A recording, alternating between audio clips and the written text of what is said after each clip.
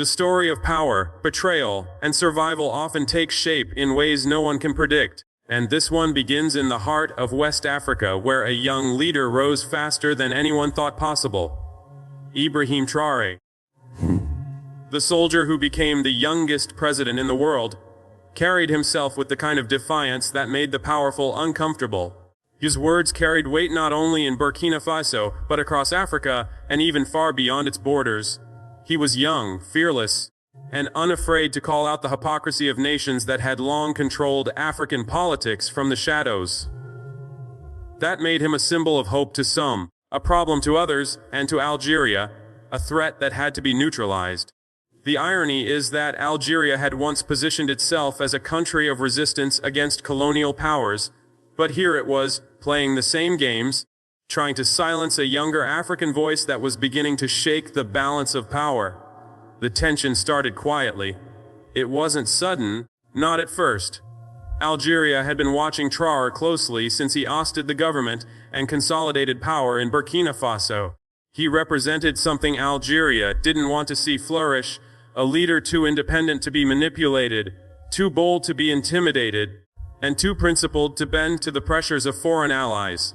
While Algeria kept a strong face on the international stage, internally it faced instability and doubt, and Traoré's rise reminded its own people of what was possible when the young dared to take charge.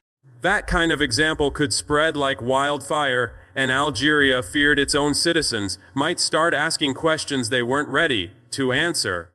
The decision was made in rooms where curtains were drawn, where shadows hid faces, and where plans were whispered. Ibrahim Traoré, they decided, would not live to see the full extent of his vision. The method didn't matter as much as the outcome. Poison, sabotage, ambush, or car accident, so long as the result was his silence. But what they didn't expect was that Traoré was not just one man. He was a movement, and the people who loved him would not allow his story to end so easily. The attempt came on a night that seemed like any other, and yet it was one that Burkina Faso would remember forever. Traoré was traveling between secure locations, a routine that his security detail had become adept at planning with precision. The convoy moved under the cover of darkness, headlights cutting through the empty roads, soldiers alert and scanning the surroundings. To many it looked like control, but to those inside the vehicles it was always a gamble. The young leader knew the risks. He knew that with every speech he gave, with every declaration against foreign control, with every promise of a sovereign Africa, he put a target bigger and brighter on his back. Still, he didn't flinch because fear was not in his nature. It was then that the plan unfolded. A stretch of road that should have been clear suddenly became a trap. The convoy slowed as debris appeared scattered across the pavement, placed in such a way that avoidance was impossible. It was a classic tactic, one used in countless ambushes across history. As the lead vehicle maneuvered, gunfire erupted from the tree line. The night exploded with sound, bullets ripping through silence, metal clashing against metal, shouts filling the air. It was chaos, the kind designed to disorient, to confuse, and to end everything in moments. But Ibrahim Traoré was not just a leader sitting idly in the back of a car. He was a soldier first, one who had trained for battle and survived the brutalities of combat. As the first rounds tore into the convoy, he reacted with instinct. He pulled his men into formation, returned fire, and refused to retreat. His security detail, fiercely loyal, fought with a ferocity that surprised even the attackers. Algeria had expected panic. They had expected a quick kill. What they didn't expect was resistance that turned their ambush into a nightmare. Minutes felt like hours. Gunfire echoed, grenades exploded. The convoy burned with smoke rising into the night sky. But through it all, Traoré stood firm. He moved with precision, commanding his men, shifting their defense, and ensuring they were not overrun. This was not a president cowering, this was a fighter leading from the front. And in that moment, something shifted. The attackers realized this was no ordinary mission, no easy strike. They were not fighting a politician. They were fighting a soldier who had become the embodiment of his people's will. The ambush began to falter. Some attackers fled, others were captured, and as dawn approached, The convoy, though damaged, survived. Traoré had lived. The young president emerged from the smoke bruised but unbroken, a symbol to his people that no matter what powers conspired against him, he would not be taken down so easily. News spread quickly. By the time the sun had fully risen, the story was everywhere. Ibrahim Traoré had survived an assassination attempt allegedly orchestrated by Algeria, and the people saw it as nothing short of divine protection. In villages and cities, in homes and marketplaces, the people whispered of destiny, of a leader who could not be killed because his mission was greater than himself. For Algeria, it was a disaster. Not only had the attempt failed, but it had backfired. What was meant to end Traoré's story had instead written a new chapter, one filled with even greater power, respect, and legitimacy. The world took notice. In Washington, in Paris, in Moscow, leaders saw that this young man had survived what should have ended him. In America, commentators began comparing him to figures in U.S. history who had survived assassination attempts, like Andrew Jackson, who once fought off his would-be killer with his cane, or Ronald Reagan, who smiled and joked even as he was rushed into surgery. The survival of a leader in the face of mortal danger always carries symbolic weight, and Traoré had just entered that rare category. The attempt also exposed the fragility of those who opposed him. Algeria had wanted silence but had created a louder voice instead. Instead of weakening him, they had strengthened him. Instead of sowing fear, they had cultivated resilience. And for the Burkina people, this meant something profound. It meant that their leader's life was tied to their struggle, and as long as he breathed, their cause was alive. But the story didn't end there. The aftermath brought questions, investigations, and a renewed determination. Traoré understood that betrayal could come from anywhere. He doubled his security, not out of fear, but out of responsibility to his people. He reorganized his inner circle, removed those whose loyalty he doubted, and strengthened alliances with those who had proven their trustworthiness. This was the lesson he took from the night of fire. Trust was precious and vigilance was survival. For America, watching this unfold from afar, there were lessons too. The story of Ibrahim Traoré mirrored the timeless truth that democracy and freedom are fragile things, always threatened by forces that fear their power. In the United States, the memory of betrayal and assassination attempts runs deep. From Lincoln to Kennedy to Reagan, each time the nation had to face the reality that freedom demands vigilance, and leaders who carry the torch of independence will always face those who want to extinguish it. What Traoré experienced was not unique to Africa. It was a reminder of the universal struggle for sovereignty and survival. And yet, the part that Algeria never expected, the part that shocked them most, was not just that Traoré survived, but that his survival unleashed a wave of unity across the region. Neighboring nations saw what happened and took note. If Algeria could attempt to silence him, then none of them were safe from similar plots. And so, conversations began, alliances formed, and a new understanding spread. If Africa's young leaders did not protect one another, they would all remain vulnerable. Traoré's survival was more than personal. It was political, continental, and symbolic. The man they tried to kill walked out of the fire stronger, bolder, and more determined. His enemies had underestimated him, and in doing so, and they revealed their own weakness. For the people of Burkina Faso, his survival meant hope. For America, it meant another chapter in the global story of leadership under fire. And for Algeria, it meant failure, humiliation, and the knowledge that they had created exactly what they feared most, a leader whose legend was now untouchable. The day after the failed assassination attempt, Ibrahim Traoré sat with his closest advisors in a dimly lit room in Ouagadougou. His uniform was still smudged with dust, and the faint scent of gunpowder clung to him, a reminder of how close he had come to death. He did not speak immediately. He simply stared at the table, his eyes sharp, calculating. The men around him waited, and knowing that every word he spoke would shape the path forward. At last, he lifted his head and said in a calm, steady voice, "They wanted me dead, but what they failed to understand is that my life belongs to the people. If I fall, another will rise. If they strike me, or they strike all of us, That moment set the tone for everything that followed. In the streets of Burkina Faso, people rallied in numbers greater than ever before. Crowds filled the capital chanting his name, waving flags, holding signs that read, "We stand with Traoré," and "Burkina will never kneel." It was more than support, it was defiance. The assassination attempt had turned Traoré into a symbol that no propaganda machine could undo. Algeria had thought eliminating him would silence his voice, but now his voice was echoed by millions. Meanwhile, in Algeria, panic quietly spread within the halls of power. The operation had been designed with precision, planned for months, and executed by men trained to succeed. But not only had it failed, it had backfired catastrophically. International suspicion now hovered over Algiers. Though no official statements named Algeria directly, whispers filled diplomatic channels. And everyone knew where the finger pointed. The failure was more than military, it was reputational. Algeria, once seen as a nation that resisted colonial powers, was now accused of acting like the very oppressors it once condemned. Traoré, however, did not waste time pointing fingers. He knew that playing the victim would not serve him. Instead, he seized the moment to project strength.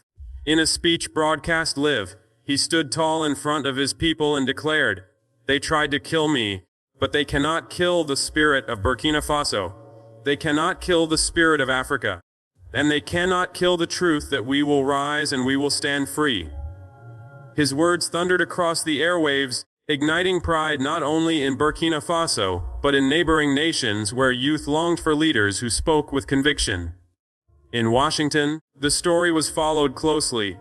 American analysts debated what this meant for U.S. interest in Africa. On one hand, Traoré's anti-colonial rhetoric aligned with the historical values of independence that America itself cherished.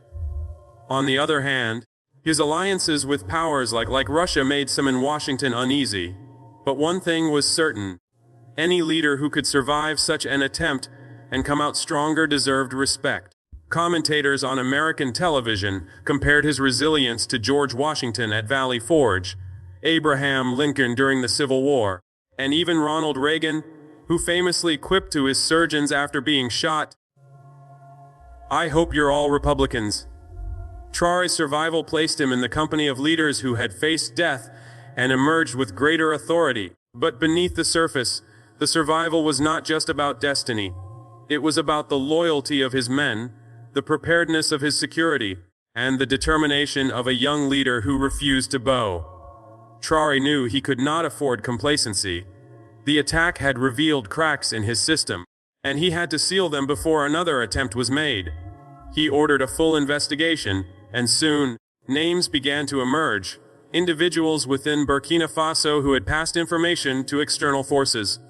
Betrayal had been part of the plan. Some of those men were arrested, others fled the country, but the message was clear: the enemy was not only outside, it was inside. The discovery hardened Traoré. Trust became a rare currency, given only to those who had earned it with blood and loyalty. His inner circle shrank, and those who remained swore oaths to defend not just their leader, but the mission of sovereignty. For Traoré, this was no longer politics, it was survival, and survival meant vigilance. The ripple effects continued across Africa. Young people from Mali, Niger, Guinea, and even beyond sent messages of solidarity. They saw in Traoré a mirror of their own frustrations, a leader unafraid to challenge systems that had kept their nations underdeveloped and dependent. The assassination attempt transformed him from a local leader into a continental figure. His speeches were shared online, his images painted on murals, and his words repeated like scripture. In Lagos, students marched with banners declaring, "Africa will rise with Traoré." In Accra, activists gathered to chant, "No more puppets." Algeria's attempt to silence him had created an icon. What Algeria did not anticipate was the international fallout. While they denied any involvement, evidence slowly began to leak. Documents, whispers from captured mercenaries, and digital trails pointed toward Algerian intelligence. The international community, though cautious, began to question Algeria's motives. Why target a young leader? Why silence a man whose only crime was speaking of freedom? The hypocrisy stung, especially in Africa where Algeria had once been hailed as a revolutionary state. Now, it seemed to have betrayed its own legacy. But perhaps the most shocking reaction came from ordinary Algerians themselves. Many of them had grown frustrated with their own government and were inspired by Traoré's courage. When they heard their leaders might have tried to kill him, protests broke out in small numbers, people demanding answers, people questioning whether Algeria still stood for liberation or had become another oppressor. This internal backlash only deepened Algeria's shame. For Traoré, every day that passed after the attempt was a victory.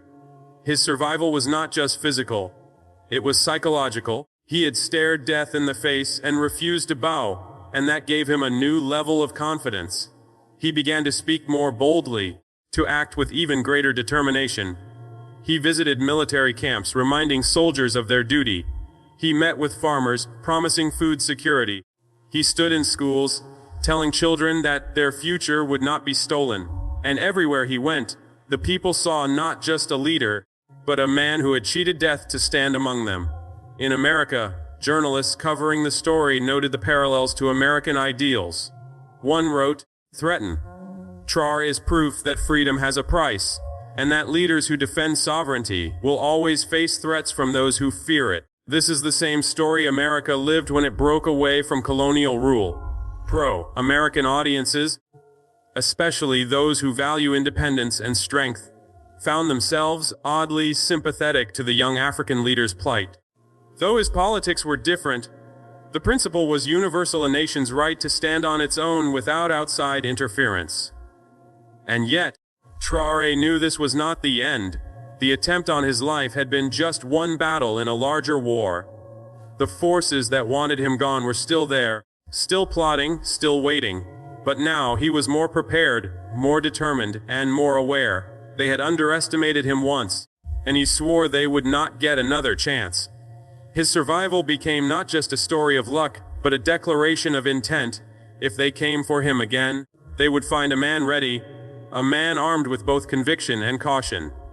The world had witnessed something rare, a young leader targeted by his own supposed allies, surviving against all odds, and emerging stronger. The people of Burkina Faso had witnessed something even greater, proof that their destiny could not be stolen by bullets or betrayal.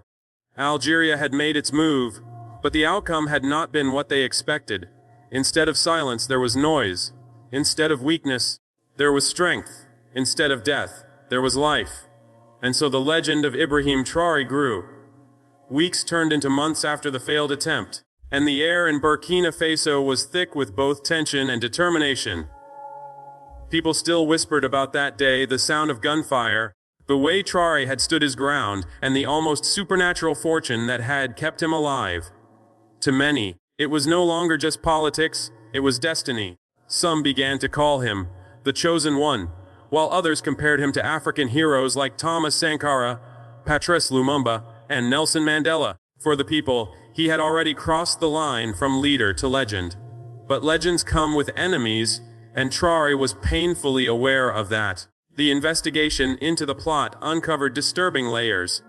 There were middlemen, businessmen, and even members of Burkina Faso's own government who had quietly been communicating with Algerian contacts.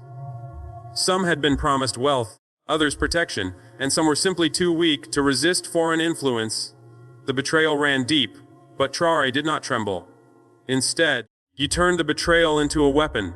He spoke openly about it, warning his nation that the real battle was not only on the battlefield, but in the shadows where money and promises tried to buy loyalty. This frankness resonated with ordinary citizens. They saw in Traoré a man who refused to cover up the truth, who refused to pretend everything was fine. He laid the cards on the table. There were traitors among them, and only unity could defeat them. This openness strengthened the bond between him and his people. Trust, once broken by corruption in earlier governments, was slowly rebuilt. Citizens began volunteering to protect communities, farmers offered to contribute food to soldiers, and even students formed groups to spread awareness about vigilance. Burkina Faso had turned into a nation on guard, a people determined not to lose their leader. Meanwhile, Algeria struggled with the fallout. Their denial grew weaker as more evidence surfaced, and their regional credibility eroded. Once, they were respected as a revolutionary power that had fought against colonial France. Now, they were accused of acting like France itself, trying to dominate their neighbors through coercion and violence. It was a wound to their image that would not heal easily. Worse, some Algerian citizens began to openly criticize their own leaders for targeting Traoré, instead of focusing on fixing Algeria's own economic and social problems. What had been meant as a swift operation ended up shaking Algeria's internal stability. Internationally, the story refused to die. Analysts across the world dissected it, from African newspapers to Western media outlets. In Washington, think tanks studied Traoré's resilience and its implications. Some U.S. voices argued that supporting him, or at least recognizing his determination, could be beneficial. After all, America itself had once been a young nation, underestimated by colonial powers fighting against the odds. The story of Traoré echoed too closely with America's founding struggles to ignore.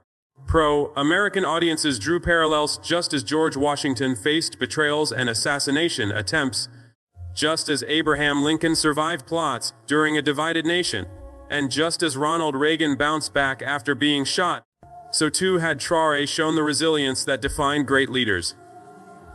But Traoré's strength was not only in surviving bullets, it was in using the survival as fuel to accelerate his vision. He began launching reforms faster than before. He reorganized military command, ensuring loyalty and discipline.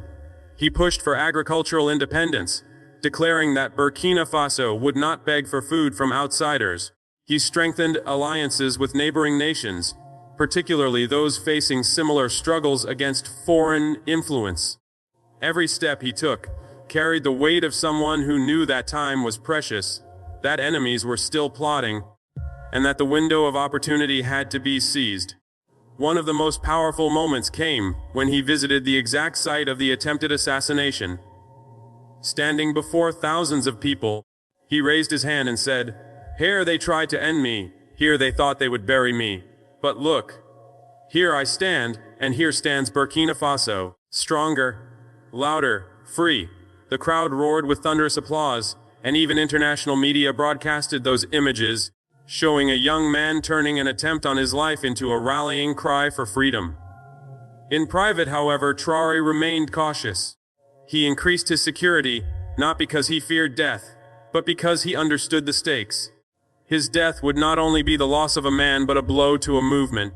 He often told his closest men, "I am ready to die, but if I fall too soon, the seeds may not grow. My duty is to live long enough for the roots to take hold." It was a pragmatic view, one rooted not in fear but in strategy. He did not see survival as personal victory but as responsibility to his people. Algeria, still licking its wounds, watched from the shadows. Their leadership faced a choice: escalate further or retreat silently. They had underestimated Traoré once and paid the price. To strike again risked complete exposure, but to stop meant allowing him to rise uncontested. It was a dilemma with no easy solution, and Algeria's hesitation only gave Traoré more room to strengthen his position. Across Africa, his story became a unifying tale. Leaders from Mali, Niger, and Guinea publicly expressed solidarity, while people in faraway nations like South Africa and Kenya shared his speeches online. He was no longer just the leader of Burkina Faso. He had become a symbol of a larger African awakening. And as history shows, once a leader becomes a symbol, bullets lose much of their power. You can kill a man, but you cannot kill an idea once it has been planted in the hearts of millions. In the United States, commentators began to frame Traoré's struggle in terms Americans could relate to. They described him as a young George Washington fighting for independence, a figure of defiance in the face of overwhelming odds. Some conservative outlets praised his stance against globalist manipulation, arguing that his fight mirrored America's own struggle to remain sovereign against outside interference. For pro-American audiences, this struck a chord. While they might not agree with all of Traoré's alliances, they respected his courage, his determination, and his refusal to kneel before larger powers. Traoré himself never begged for sympathy. He did not position himself as a victim of Algeria or anyone else. Instead, he positioned himself as a warrior of destiny, chosen by circumstance, protected by the people, and committed to the mission of liberation. That posture made him even harder to defeat. Victims can be pitied, but warriors are admired, and admiration builds loyalty. As time went on, whispers of further plots reached him. Some said Algeria would not stop. Others said different foreign powers were being lured into the game, tempted by Burkina Faso's new direction. But Traoré remained steady. He often told his people, "I am not afraid of death. What I fear is leaving you unprepared. That is why we must all be leaders. If I fall, 10 of you must rise." It was a profound reminder that leadership was not meant to be concentrated in one man, but spread across a nation. By surviving the attempt on his life, Ibrahim Traoré had done more than save himself. He had awakened a people, shaken an enemy, and inspired a continent. Algeria had not expected that. They had planned for silence, for chaos, for fear. Instead, they got strength, unity, and louder defiance. Their failure became Traoré's triumph, and their betrayal became his legend. In the grand arc of history, some moments define the fate of leaders. For Traoré, that moment was the day Algeria tried to kill him. Instead of burying him, they elevated him. Instead of weakening his cause, they fortified it. And instead of ending his story, they ensured it would be remembered for generations. Because the truth is simple: when a man stands for freedom, when a leader becomes the voice of the people, even bullets cannot silence him. Algeria tried to kill Ibrahim Traoré, but what they did not expect was that, in trying to kill the man, they gave birth to the myth. And that myth now marches stronger than any army, echoing across Africa, resonating in America, and reminding the world that courage is stronger than fear, that truth is stronger than deception, and that one man, standing firm, can shake the course of nations.